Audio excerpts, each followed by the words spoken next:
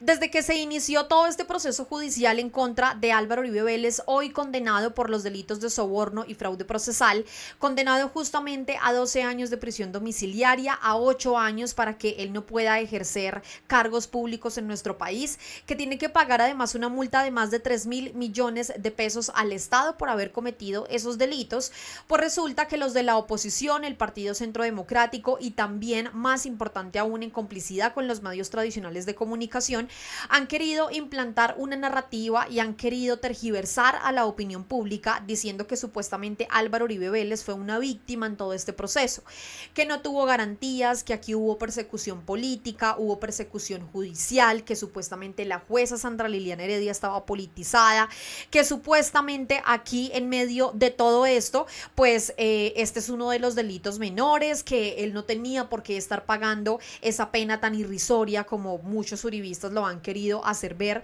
entre otras cosas que han dicho los del Partido Centro Democrático, la oposición y los medios tradicionales, pues queriendo deslegitimar esta decisión de la justicia.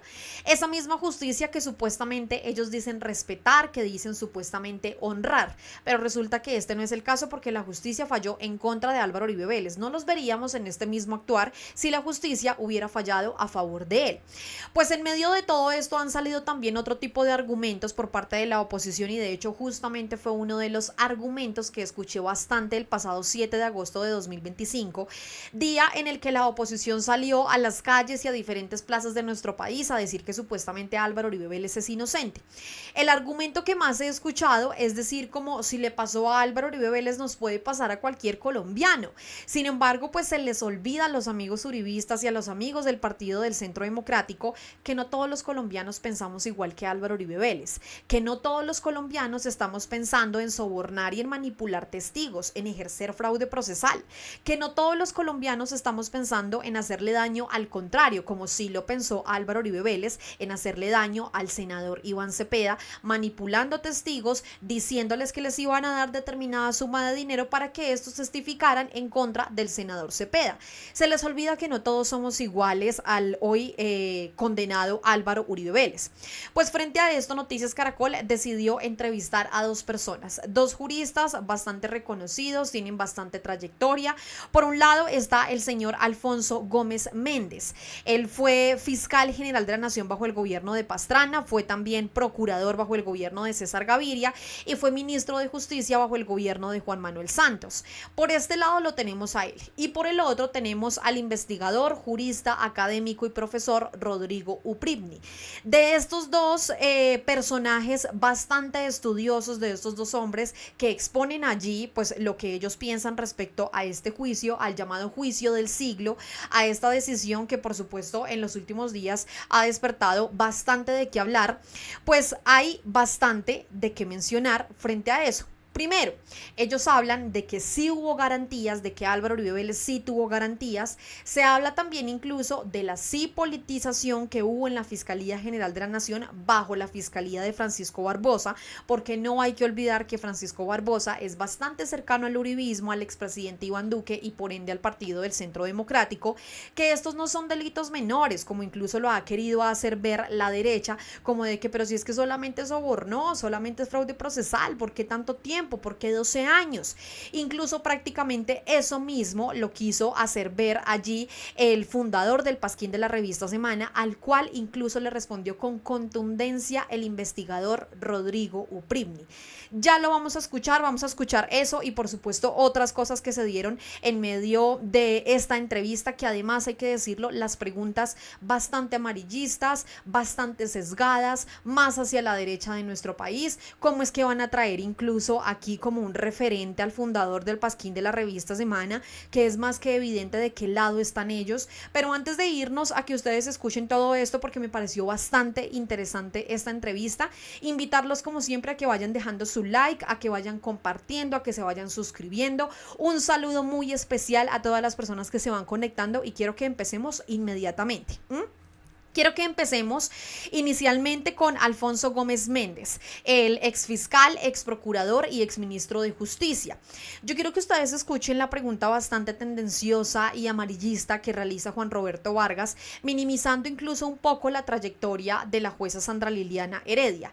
Él dice cómo es posible que la jueza que llevaba inicialmente casos solamente de temas relacionados con violencia sexual tenga o haya tenido en sus manos un caso tan importante como lo era el de soborno, fraude procesal, el del expresidente Álvaro Uribe Vélez.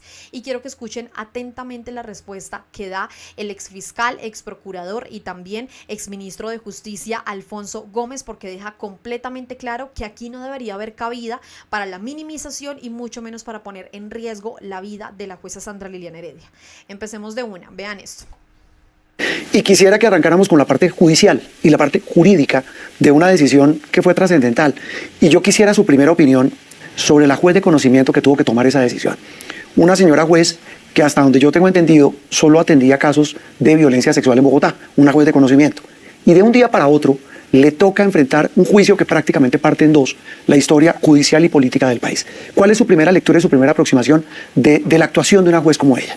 Bueno, mira, primero yo quisiera hacer como una aclaración, porque he escuchado y leído mucho en los medios que es la primera vez que se procesa en Colombia a un presidente de la República. No es verdad.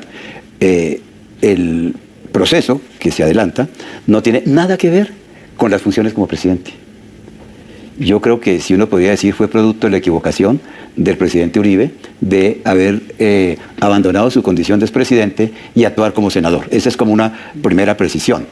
En cuanto a la señora juez, yo pertenecía al Poder Judicial, tengo básicamente formación judicial y pues no entraría en ninguna descalificación personal respecto de ella. Entiendo que es una persona que, del Tolima, por cierto, que se ha formado también casi que como yo en el Poder Judicial y que, bueno, le tocó este caso.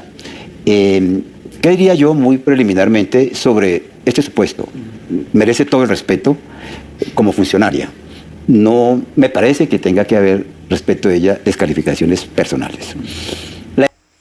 Importantísimo lo que él dice, además porque pues para las personas que de pronto no lo saben, es importante que sepan que estos casos se asignan a suerte.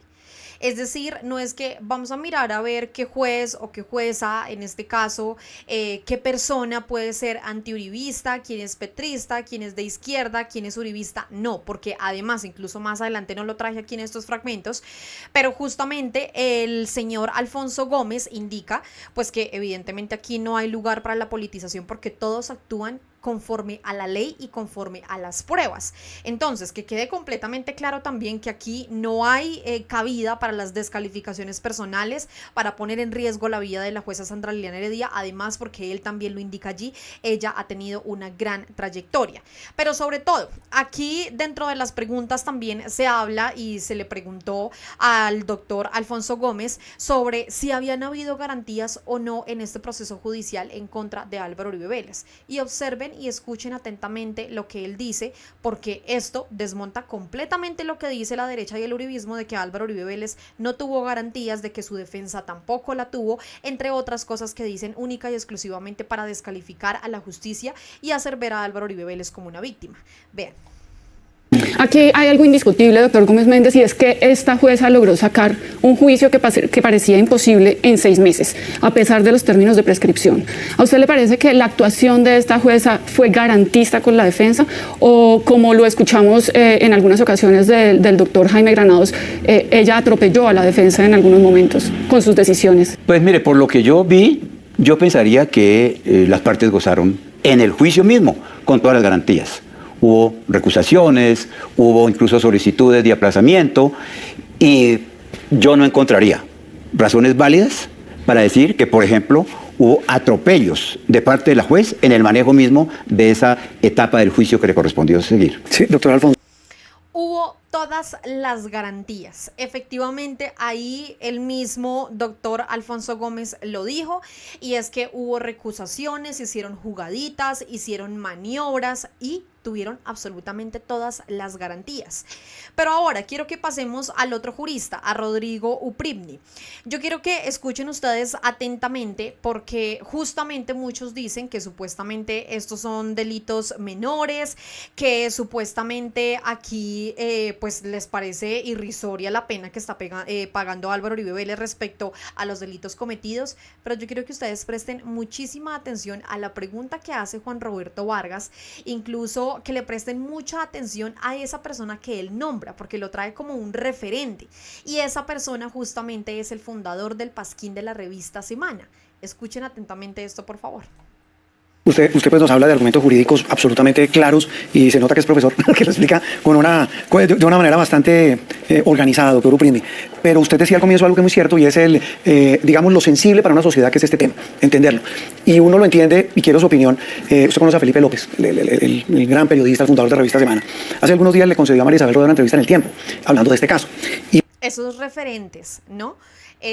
Felipe López, el fundador del Pasquín de la revista Semana, es un referente en este caso, y observen ustedes lo que dijo Felipe López, pero sobre todo cómo aquí le responde Rodrigo Upribny, no solamente a Juan Roberto Vargas, sino a esas necedades que dice el fundador del Pasquín de la revista Semana. Vean. Y pues uno intuye sus respuestas, pero quisiera más su opinión, porque es de todo eso que usted nos está hablando, del acervo probatorio sobre el caso del expresidente Uribe. Pero Felipe López dice 3 frases que quiero su opinión, y dice una primera. Él dice que le llama la atención la desproporción entre lo menor que ha sido el caso en términos probatorios y la enormidad de las consecuencias que tiene. Y se jala otra, excúseme la expresión tan coloquial, en ese mismo sentido, y para reafirmar su tesis. Dice, le sorprende que la historia de Colombia se haya partido en 2 por la aprobación de una asesoría jurídica gratis y unos pagos que no llegan ni a los $10.000. Su opinión sobre esto, que a la larga tiene que ver por lo mismo. Minimizando que supuestamente no hubo pagos, o que si los hubo, no llegó ni siquiera a los $10.000, ¿no? Minimizando la gravedad del delito. El tema de depende quién mire las pruebas que hay en un caso, repito, que genera una sensibilidad tan grande como este. Sí, es un caso que genera muchas sensibilidades. Yo creo que hay algo que es bueno enfatizar. Si el presidente Uribe cometió esos delitos, no son delitos menores. Es que más o menos se ha dicho, pero eso fue pagarle de pronto una platica a un testigo que no es nada. Hombre, eso es torcer la administración de justicia con el fin de inculpar y volver delincuente a otro senador que es su rival político y eventualmente ocultar sus posibles vínculos con el paramilitarismo. No es un delito menor. Yo no digo para nada que sea igual a los delitos de las FARC o de los paramilitares, no, pero no es un delito menor. No es un delito menor torcer testigos. En Colombia, es que en Colombia existe una cosa. En Colombia parece que la gente creyera que tiene el derecho al falso testimonio.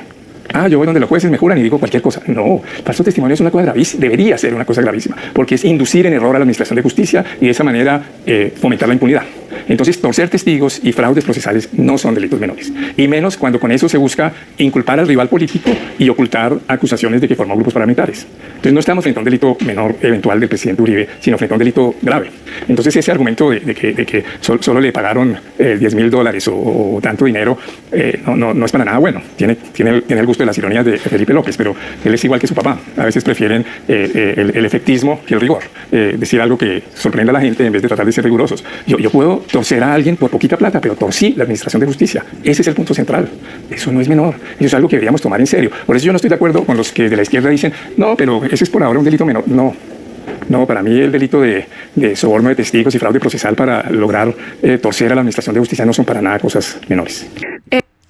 Felipe López, el fundador del Pasquín de la revista Semana, como lo dice allí el jurista Rodrigo Upribny, pues tal parece que le gusta más el sensacionalismo, levantar el sentimiento de las personas antes que ser riguroso.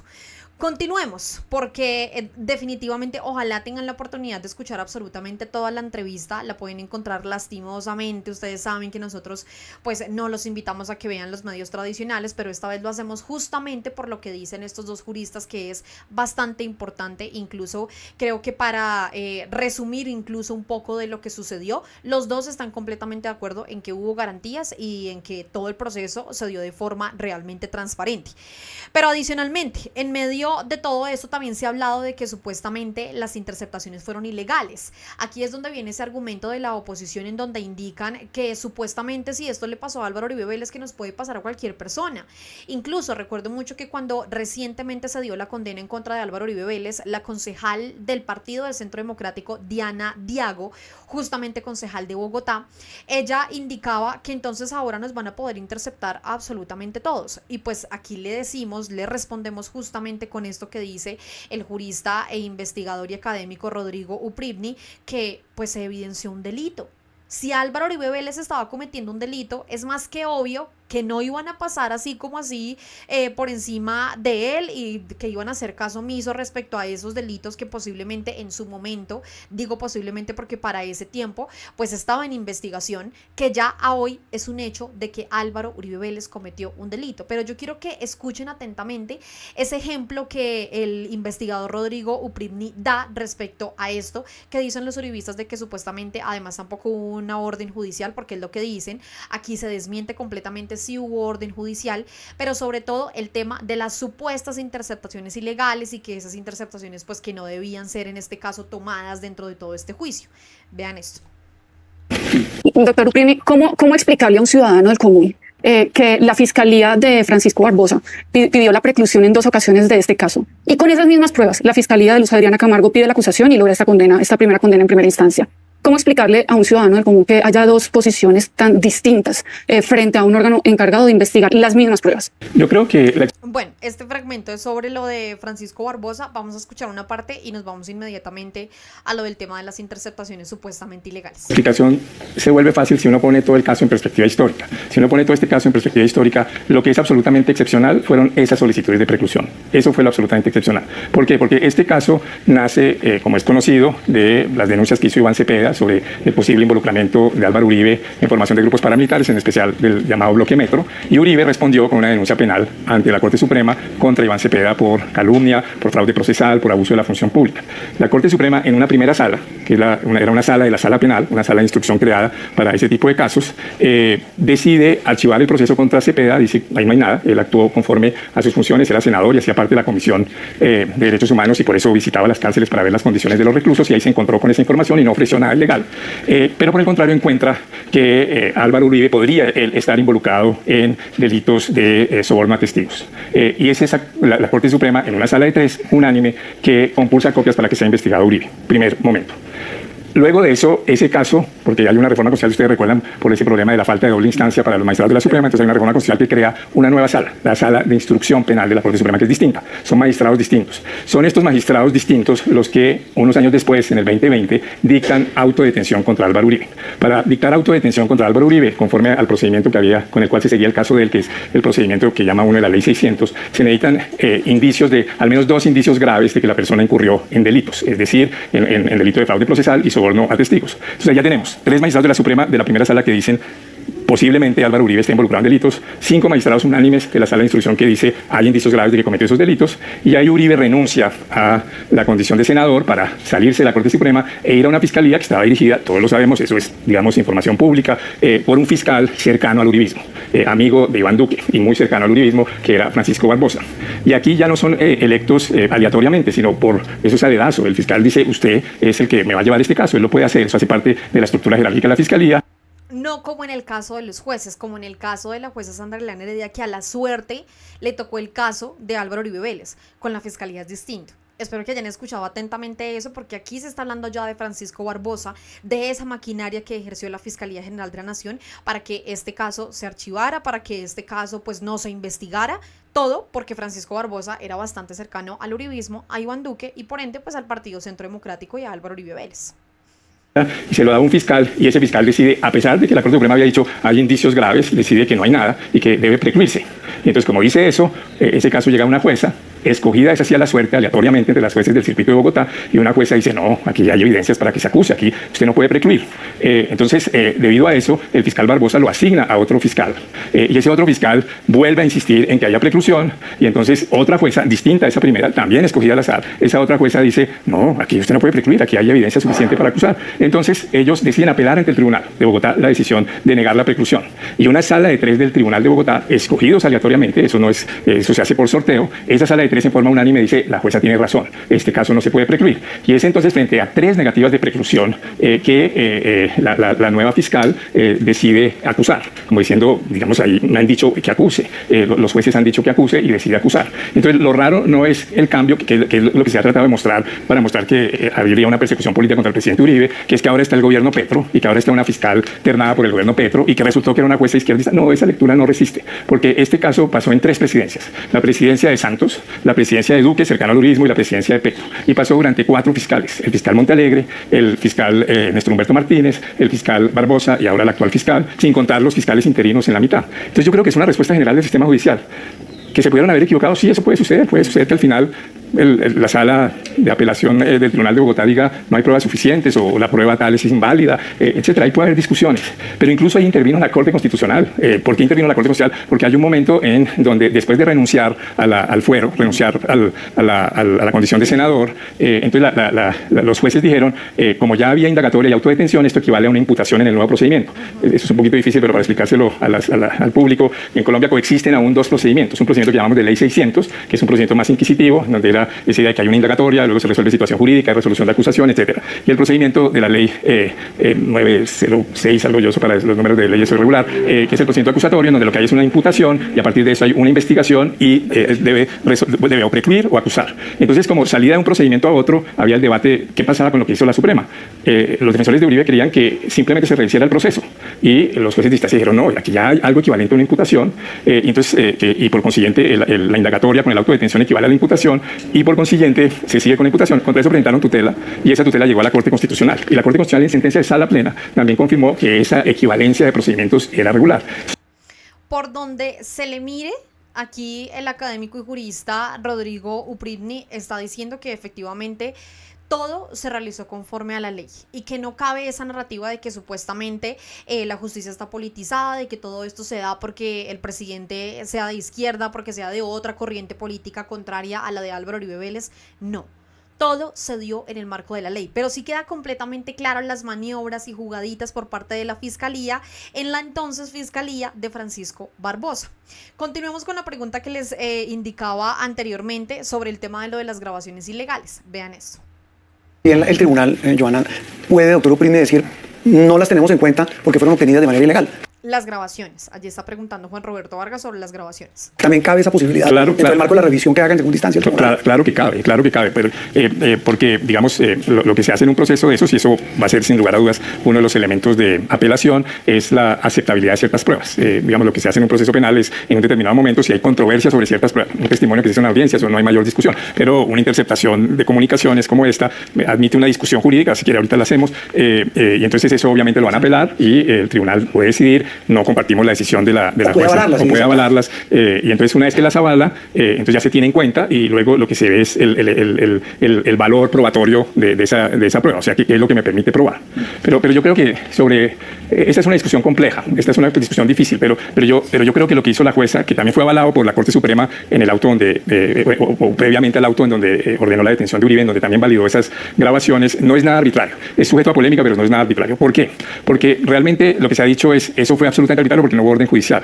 Sí hubo orden judicial. Lo que hizo la Corte Suprema fue, estaba llevando el proceso, y aquí me toca mirar porque yo no soy malo para los nombres, ¿Córdoba? Contra Córdoba, y en el expediente de Córdoba aparecía varias veces el teléfono de Uribe. Y entonces ordenan interceptar unas comunicaciones, y entonces interceptan la de Uribe. Esa interceptación dura más o menos 20 días, no dura meses, dura 20 días, que es cuando se dan cuenta que está interceptado Uribe, y cuando se dan cuenta suspenden la interceptación. Pero cuando miran lo que encontraron, consideran que eso que encontraron expresa un delito en curso, y entonces consideran que eso le da valor a esa prueba. Uno dice, pero la prueba no era para interceptar a Uribe. Pero ahí hay una doctrina que es lo que uno llama, pronto la denominación no es exacta, pero como hallazgo ocasional. Cuando yo como investigador estoy haciendo algo que no es arbitrario y yo me encuentro con un delito, ese encuentro con ese delito, aunque yo no sea lo que esté investigando, es válido. Y les pongo un ejemplo semejante. Supongamos que un juez autoriza un allanamiento en Bogotá, en una casa en Bogotá, y con ese cambio de direcciones en Bogotá llega la fiscalía, llega la policía y se equivocan de casa con ese cambio de direcciones. Y entonces entran a la otra casa, y cuando entran a la otra casa se dan cuenta que se equivocaron y paran, pero ven que hay un laboratorio de cocaína. Entonces uno dice, ¿no vale esa prueba? Porque es que era la casa tres bloques allá. la Fiscalía y la Policía no está actuando de mala fe. La Corte Suprema nadie ha mostrado que estuviera actuando de mala fe al haberse equivocado. Y se encuentra un delito en curso, según lo que ella ve, que eso es lo que llaman los gringos de bulto, plain view, a la vista. Se encuentran a la vista algo que no hacía parte del procedimiento autorizado. Eso vale, eso vale. Es lo mismo. Entonces yo ordeno un allanamiento porque quiero revisarte tu computador por X o Y razón. Llegamos a tu casa y resulta que al llegar a tu casa encontramos otro delito, que no era el que estábamos investigando. No incorporamos ese delito y decimos aquí hay una evidencia y lo vamos a investigar y esta prueba es válida. Eso es lo primero. Y lo segundo es el argumento de que eso viola la santidad de las relaciones abogado-cliente, que sería, han dicho algunos que es el otro penalistas, argumento... sí, que es un boquete. Eso no es verdad. O sea, esa es una de las relaciones más privilegiadas, como la del cura y la confesión, o el secreto médico, etc. Y esa debe protegerse. Pero una de las excepciones que existe en derecho comparado y que la Corte Constitucional ha admitido en sentencias que cita la jueza, la 336 de 2007 y 117 del 2006, es que ese secreto no cubre delitos en curso y delitos futuros. Eso no los cubre, eso es lo que llaman los gringos la crime fraud exception. Es decir, una de las excepciones a la comunicación privilegiada entre abogado y cliente es para los delitos en curso. A mí me cubre para los delitos del pasado, para que yo pueda hablar con mi abogado todo lo que quiera. Mire, yo sí lo maté y lo descuarticé, pero yo no puedo decir que es que me cubre con mi abogado que yo le diga, oye, ¿cómo es que vamos a hacer este delito entre usted y yo? Y luego cuando el abogado lo vayan a interrogar diga, no, comunicación privilegiada, eso no está cubierto. Entonces lo que encuentra aquí la Corte no es un delito hacia el pasado, no es que en la interpretación de la Corte y luego de la jueza, no es que Cadena y Uribe estén hablando de cosas del pasado, sino que según la jueza y según la Corte están hablando de un delito en curso. Y entonces en ese caso, esa interceptación, esa comunicación no tiene la protección del privilegio cliente-abogado. Esto es argumentable, esto es discutible, hasta donde yo conozco, yo no soy experto en ese tema, no hay precedentes claros en Colombia sobre un caso así, de que por error se haya interceptado una comunicación abogado-cliente y tenga que ver con un delito en curso, pero a mí no me parece para nada arbitraria la tesis de la jueza, me parece sólida. Nosotros debemos proteger el derecho de defensa, debemos proteger el secreto profesional, el secreto de los periodistas, pero no debemos volver esos secretos profesionales disculpas para cometer delitos. Eso es lo que más o menos dice la jueza. Tremendo. Yo creo que definitivamente con esto que mencionan aquí estos destacados juristas queda completamente desmontada esa tesis y esas falsas narrativas por parte de la oposición de que supuestamente este juicio se dio en contra de Álvaro Uribe Vélez porque está politizado, porque él aquí está siendo una víctima, que porque supuestamente no hubo garantías. O sea, escuchamos atentamente todo. Queda desmontado ese mito de que supuestamente aquí no hubo garantías, de que Álvaro Uribe Vélez es una víctima, y lo dicen dos juristas completamente destacados. Además, también se desmonta todo eso que dicen los medios tradicionales de comunicación, incluyendo el mismo Juan Roberto Vargas, que nos trajo aquí como a un supuesto referente al fundador del Pasquín de la revista Semana. Así que quiero leerlos a través de los comentarios. Cuéntenos ustedes por favor qué piensan de esta entrevista que se dio. A mí personalmente me pareció maravillosa, de verdad espero que ojalá la puedan ver toda. Yo creo que le dan ganas a uno hasta de estudiar derecho con todo esto que se da aquí en medio de estas discusiones y demás. Entonces invitadísimos en serio a que ojalá puedan ver toda la entrevista y evidentemente pues a que ojalá le compartan esta entrevista a quienes ustedes vean que todavía está defendiendo a Álvaro Uribe Vélez. Por favor, a esas personas que supuestamente salieron el pasado 7 de agosto a decir que Álvaro Uribe Vélez es inocente. Escuchen atentamente todo esto, envíenle este video a ese compañero, amigo uribista de derecha que apoya a la oposición, que dice que Álvaro Uribe Vélez es inocente, para que cambie esa perspectiva. Todavía tenemos tiempo de efectivamente cambiar esa mentalidad de estas personas. A todos muchas gracias, nos vemos y nos escuchamos en otro video aquí a través de Al Punto. Chao a todos.